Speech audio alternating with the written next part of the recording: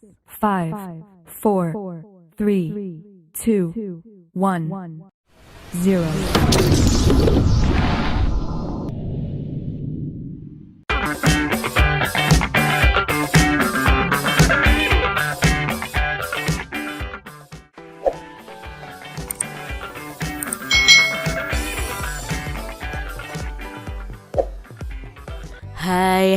Hai, selamat datang di channel YouTube Kak Citra. Apa kabar adik-adik semuanya? Kak Citra berharap kalian dalam keadaan yang baik, sehat, dan siap untuk belajar ya. Hari ini kita akan belajar bersama-sama untuk mata pelajaran tematik kelas 3. Kita belajar di tema 7, perkembangan teknologi, subtema 2, perkembangan teknologi produksi sandang, pembelajaran yang ke-6. Mari adik-adik kita belajar dengan penuh semangat ya.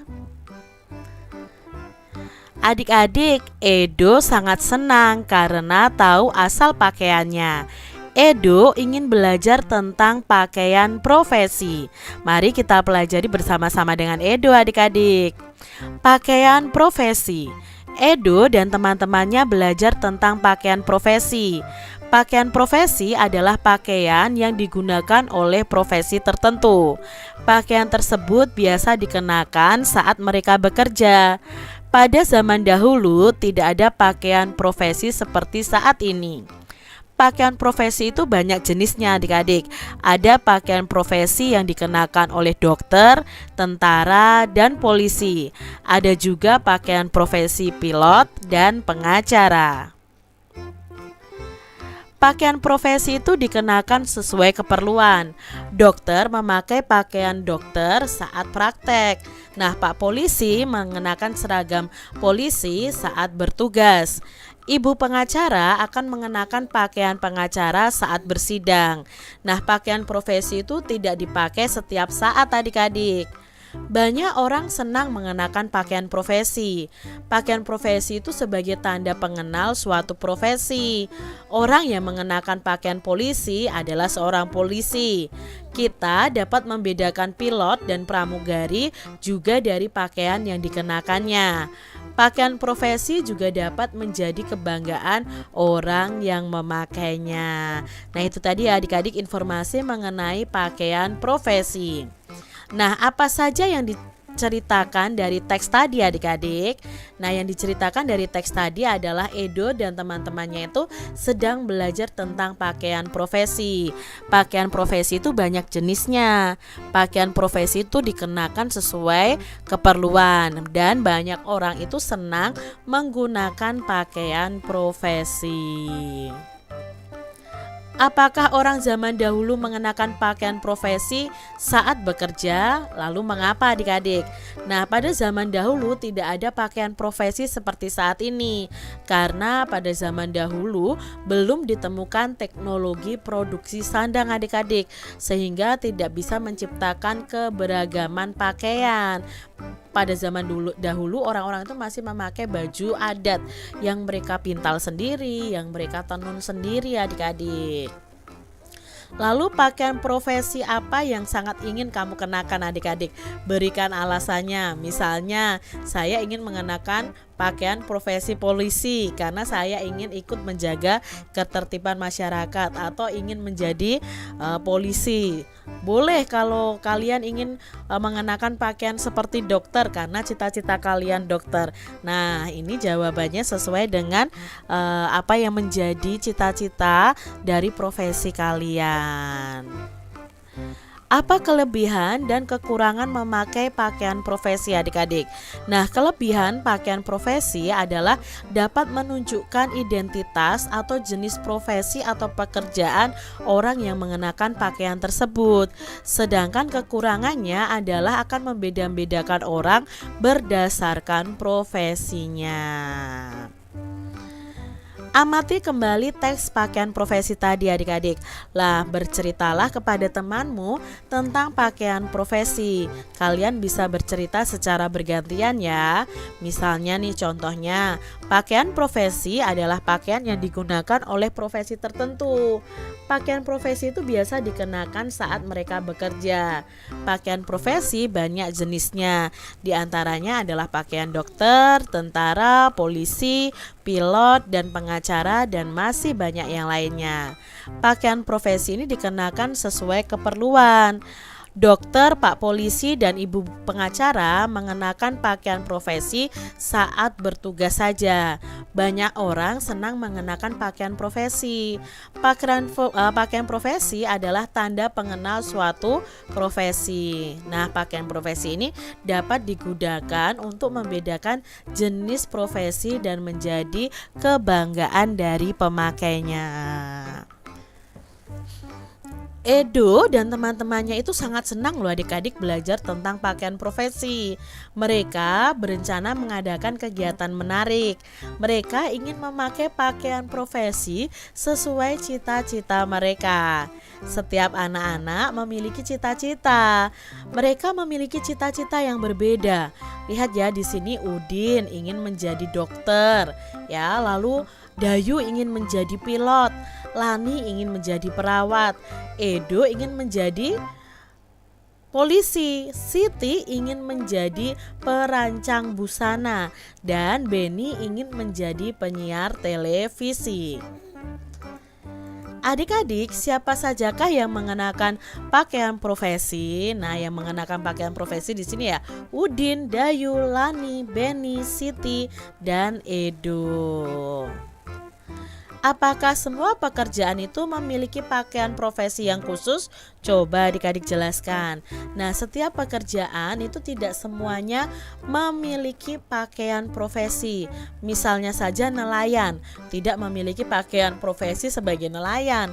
Petani juga tidak memiliki pakaian profesi ya adik-adik ya. Hanya profesi-profesi tertentu yang memiliki pakaian khusus untuk profesi tersebut. Bagaimana sikapmu jika memiliki teman yang berbeda cita-cita denganmu adik-adik? Coba jelaskan.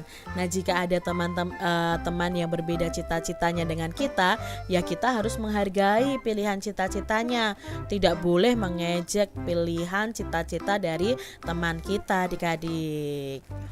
Nah, Edo dan teman-temannya mempunyai cita-cita yang berbeda. Perbedaan itu membuat mereka itu tidak terpecah belah. Mereka berbeda tetapi mereka tetap rukun. Bagaimana nih dengan adik-adik semuanya? Apakah kamu memiliki perbedaan dengan teman-temanmu? Nah, coba adik-adik, apakah kalian memiliki perbedaan dengan teman-teman kalian? Tanyalah kepada teman-temanmu apa sih cita-citanya. Tanyakan kepada teman laki-laki dan perempuan. Lalu tuliskan hasil temuanmu pada bagian berikut ini. Kak Citra akan memberi contoh nih bagiannya ya. Contohnya saja, misalnya cita-cita dari anak laki-laki itu dokter, polisi, tentara, pilot, masinis misalnya. Cita-cita dari teman perempuan misalnya perancang busana, penyiar, perawat, dokter, mungkin ada yang guru. Nah, persamaannya apa? Oh, persamaannya siswa laki-laki dan perempuan ini sama-sama memiliki cita-cita. Perbedaannya, mereka itu dapat memiliki cita-cita yang berbeda sesuai dengan keinginannya. Lalu perbuatan apa yang harus dihindari walaupun ada perbedaan di situ?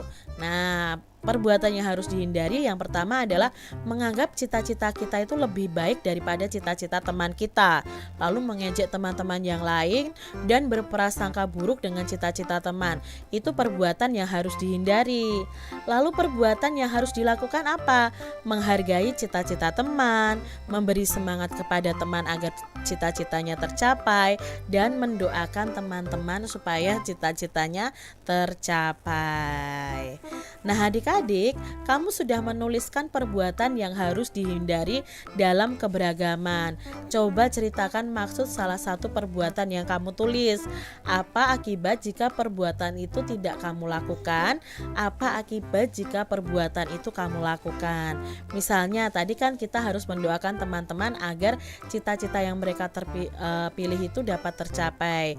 Nah, untuk mencapai cita-cita tersebut tentunya perlu belajar dengan tekun dan selalu berusaha.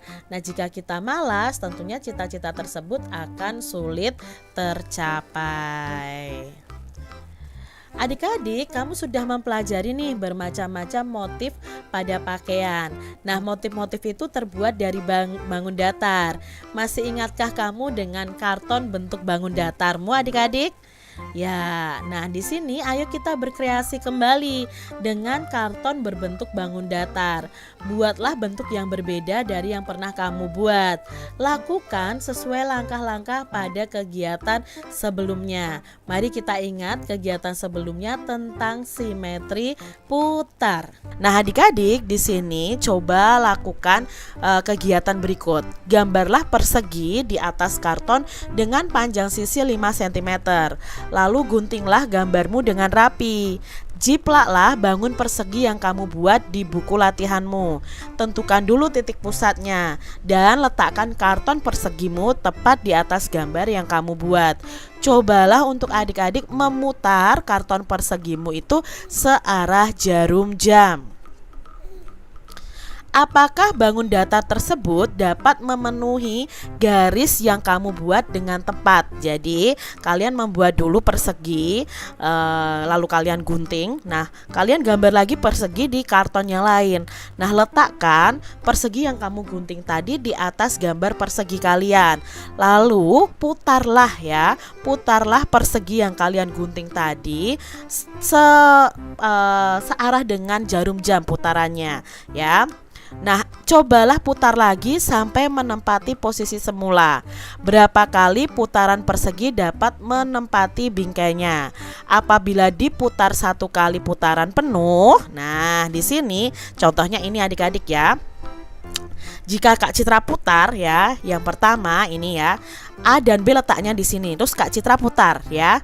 A dan B letaknya jadi di sini ya, 2, 3, 4. Ternyata kalau diputar secara penuh itu persegi memiliki 4 kali putaran penuh yang sesuai dengan bingkainya.